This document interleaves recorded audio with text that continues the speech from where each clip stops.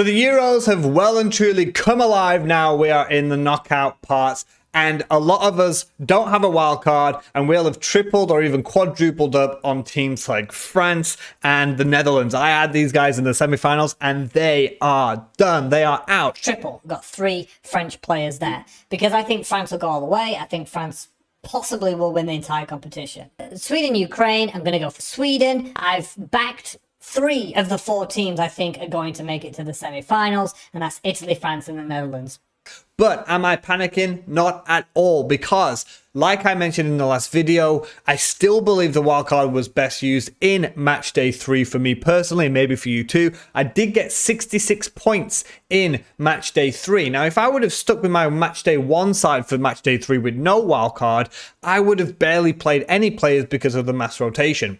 Now, let's have a look at, first of all, a quick review of the first round of 16. Benzema really pulling through. The best captain I've had since match day 1. I had no captains get me anything in match day 2. I had pretty much nothing in match day 3. I had a Kevin De Bruyne assist from a captain. That was it. And I gambled and got nothing from match day 3 either. Benzema really pulling through for me there. Pogba bagging a goal. Grealish coming on for an assist. Mailer, what a player he has been at the Euros so far. Denmark looking solid as well. And the rest, absolutely nothing. So no wildcard. Let's go through my squad and look at the players who are out. Benzema out. Depay out. Wijnaldum out. Pogba out.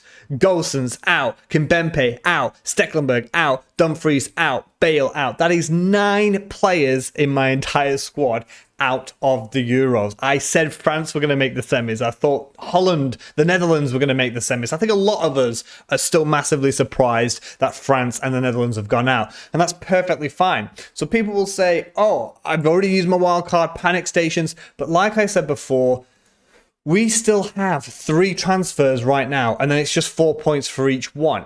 So here's my tactic for the people who no longer have their wildcard. It's only cost me 8 points to field a team for the quarterfinals. Now, Berardi's in that team. I don't think he's going to play, but to field 11 players is my tactic. Now, 8, we've been pretty luxurious, I would say, in the fact that we've had entire squads and we've swapped automatic or manual substitutions or whatever. But now, because we're getting to the knockout stages and we don't know who's going to go through, if you've used your wildcard, my tactic is very simple. Just get 11 and get 11 nailed on players. Now, I know Berardi's in there. He was already in there, so he doesn't count. If you're bringing in players, make sure they are nailed. So my wildcard's gone. I've got 11 players here, and I'm back in the teams that I think will go to the semis or to the final, and it's only cost me 8 points. So if we go back to my match day 3, where I've picked up 66 points, if I would have had to have my match day 1 squad for match day 3, I wouldn't have got near 66 points because of the amount of rotation that had happened in match day 3.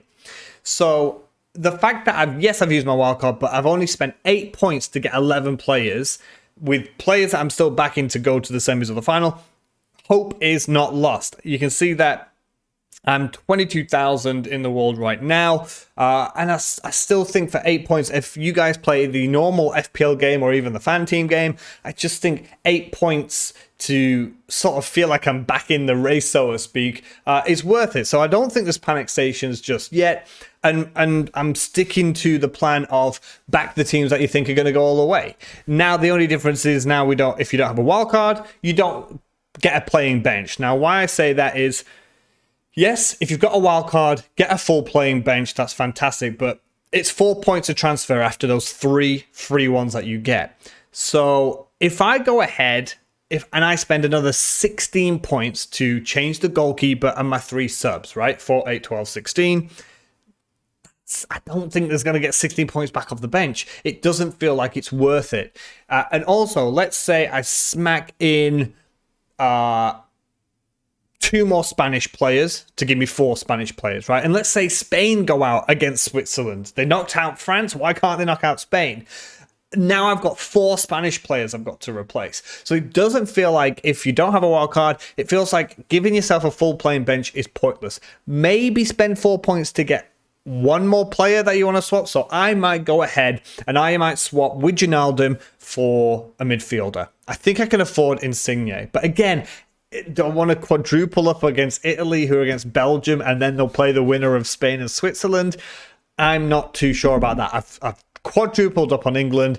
I believe it's coming home. Fine, whatever. Now I'm starting to believe this is where the pain starts. I am looking towards Spain, but again, the problem after Switzerland, they've got Italy or they've got Belgium, so that's a really difficult one. I could back Denmark against Czech Republic, but then they're going to play either England or Ukraine. It is difficult, so that's why I would say that just getting 11 players, I think, is the tactic now, because I just don't think spending, say, 8, 12, 16 points on a bench, only to have maybe 3 of your 4 bench players go out in the next one. You're just taking hits for the sake of it. So that's my tactic now. 8 points for a full 11, I don't think is game over, as it looked like when you had that list that says your team needs you, and you've got like a whole list of players that are out of the competition already. But going on to the players that I've got, so Donnarumma, I had him anyway, so I'm not going to spend 4 points to take him out because Italy might go through.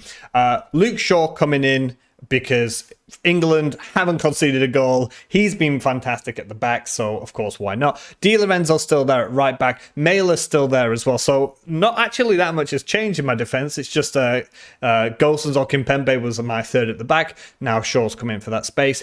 Berardi's still there. I've had him as well pretty much since match day 1, actually. I think he only went out for match day 3. But I do think that he's not going to play the next game. But again, he could come on for the last 20 minutes. He could come on in extra time if there is extra time. So I'm not going to spend 4 points to take a player out who potentially could come on in the 60th or 70th minute. Now, pretty much new midfield coming in here. Grealish, I think, has to start. I've been banging this drum since before the tournament started. I think Jack Grealish has been the best English player over the last 12 months. He comes on and gets an assist. He's game changed. Him and Luke Shaw were absolutely critical in the 2 goals England scored against Germany, and I just cannot see him not starting the next game. It would be an absolute travesty if he's not in that starting lineup against Ukraine. Raheem Sterling, the only English player to have scored a goal at this competition, and he's got 3. Oh, sorry, no, Harry Kane, who I've brought in as well, has finally scored, but Sterling is our top goal scorer. And I on paper, I'm trying not to be biased, but on paper, England should be going to the final. And then Sarabia, he's been a top player for Spain. He's got some goals. He's just in front of Ferran Torres. So he's come in and he's currently my captain. Morata's in there as well. He took his goal very, very well. He looks like he's a favoured player for Luis Enrique. He looks like he's the nailed on striker there. So again, I'm getting 11 players. The ones that I'm bringing in are definitely nailed. And then Immobile, the striker for Italy, I don't see him losing his place to Bellotti. I'd be very surprised. But again, the 4 Italians are still there. I knew they had a difficult path. They've got Belgium next. Kevin De Bruyne went off. I don't know if he's still injured. Hazard didn't look particularly good. It looked like a muscle injury for Hazard, so I'm not too sure about that. So again, I am back in the Italians there. I'm back in the English. So I've got 4 English, 4 Italian, and then a sprinkle of Spain and just a touch of Denmark. So this is the team that I'm going into the quarterfinals with. Don't give up hope, guys. It's only, you get 3 free transfers, and it's 4 points after that. So let's say you spend 12 points, right? That's a Mailer game, right? Or an early Dumfries game, or a Captain Benzema, right? So it's not over just quite yet, guys. Don't give up. And just have a punt then. If it's been that crazy, go and back Ukraine, go and back Switzerland, right? If Switzerland can beat France, it can beat anyone. So this is how I'm lining up. If you do like the video, guys, you can also watch some of my other content over here. My FPL first draft is over there. Not much has actually changed from that yet. Obviously, we're focused on the Euros, but anything can happen. Couple of little changes. There'll be more FPL content after the Euros as finished. So thanks for watching, guys. And as always, have a good one.